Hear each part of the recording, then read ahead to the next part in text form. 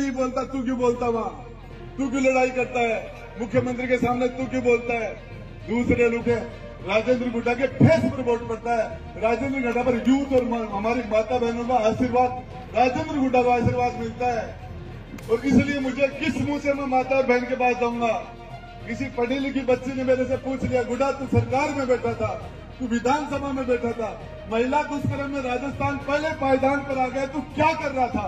क्या जवाब देता मैं इस नौजवान को क्या जवाब देता कि जब हमारे पेपर आउट हो रहे थे, रोज सेंटर बिक रहे थे, पेपर बिक रहे थे, तो क्या कर? हेलो गाइस, स्वागत है आपका फिर से जिला नीमका थाना न्यूज एंड रिएक्शन के अंदर। गाइस, आज मंत्री राजेंद्र सिंह जी गुड्डा के द्वारा एक सभा को संबोधित किया गया और वहां पर धमाकेदार तरीके से स्पीच दिया गया। और मंत्री राजेंद्र सिंह जी गुड्डा इस चीज के लिए उन्होंने ये कहा कि मेरे घर पर चाहे छोटा सा फंक्शन कुछ भी होता है, मैं कभी किसी नाई या ऐसे को नहीं भेजता, मैं डायरेक्ट आप लोगों के बीच में आता हूँ न्योता देने के लिए। गाइस, उन्होंने ये कहा कि इन लोगों को मैं राजनीति करना सिखा दूंगा। अभी तो मैंने इनसे बूंदिए बनवाए हैं, थोड़े दिन में काजू कतली भी बनवा दूंगा। आइए गाइस, सुनते हैं मंत्री राजेंद्र सिंह जी गुड्डा के।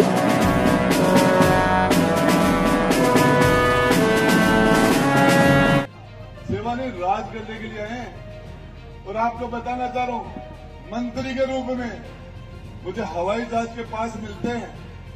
हवाई यात्राएं मेरी फ्री है, इतने हवाई जहाज में मैं जाऊंगा और पहला मंत्री हूं राजेंद्र गुड्डा। मेरी हवाई यात्रा का एक भी पास मैंने काम नहीं लिया, एक भी पास काम नहीं लिया। सारे के सारे पास मेरे लेफ्ट हो जाते हैं, मेरे पास समय नहीं है। मैं जयपुर से इसलिए यहाँ आ जाता हूँ कि यहाँ के आदमी को जयपुर जाना पड़ेगा तो उससे ज्यादा किराया लग जाएगा। उसका मतलब किसी का फोन आता तो मैं कहता हूँ यार मैं आ जाता हूँ तेरे पास, तू मेरे पास आएगा तो तेरी गाड़ी का किराया लगेगा, तेरा डीजल चलेगा, मैं आ जाता हूँ। और आपको एक बात बताना चाह रहा हूँ, जनता की सेवा करने का काम किया है, जनता की सेवा। और जब तक कोई पंडित जी ने हाथ दिखायो मैं न बोले तेरे सन्नी की 7.5 साल की मां दशा है, बोले पाछा है, बोले पाछा आदत पड़ जाएगी।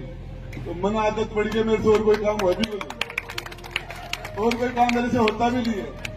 मैं तो आपको एक ही बात बताना चाह रहा हूं, मैं मुख्यमंत्री से नहीं डरता, सारी दुनिया डरती है, मुख्यमंत्री से नहीं डरता। मैं कोई बड़े से बड़े अधिकारी की परवाह नहीं करता। मैं भगवान और गरीब के भगवान के अलावा उसने तो पैदा किया, क्या डरना है?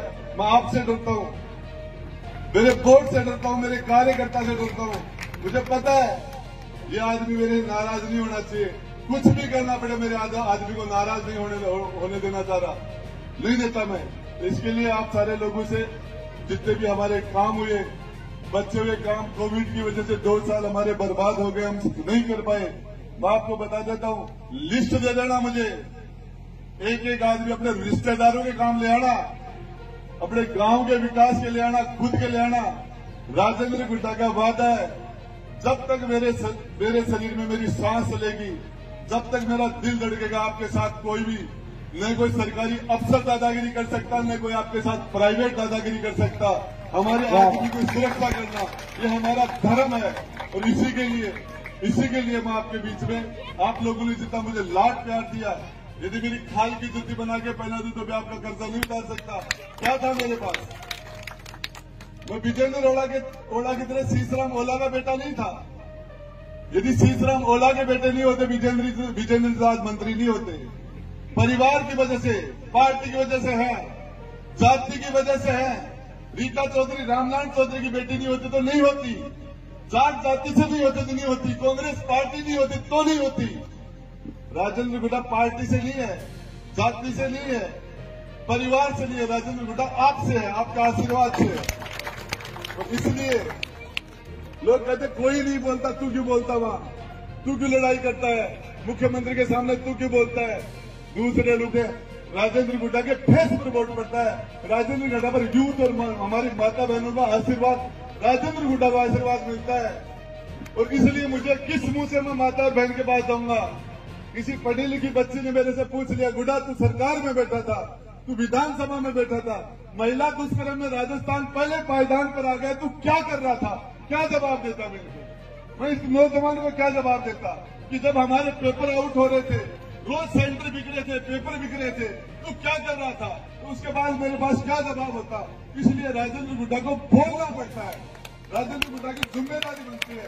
आप सब लोगों ने इतना इंतजार करके और मुझे जो आशीर्वाद दिया, मैं आपको बताना चाह रहा हूँ, इसके 50 दिन का समय, अगले चुनाव के पहले 18 दिन तक आप लोग मेरी रखवाली करना, मेरी मदद करना। 1800 दिन तक मैं आपकी चौकीदारी करूंगा। 1800 दिन तक, 60 महीने तक आपकी चौकीदारी करूंगा। धन्यवाद। जय हिंद, जय भारत।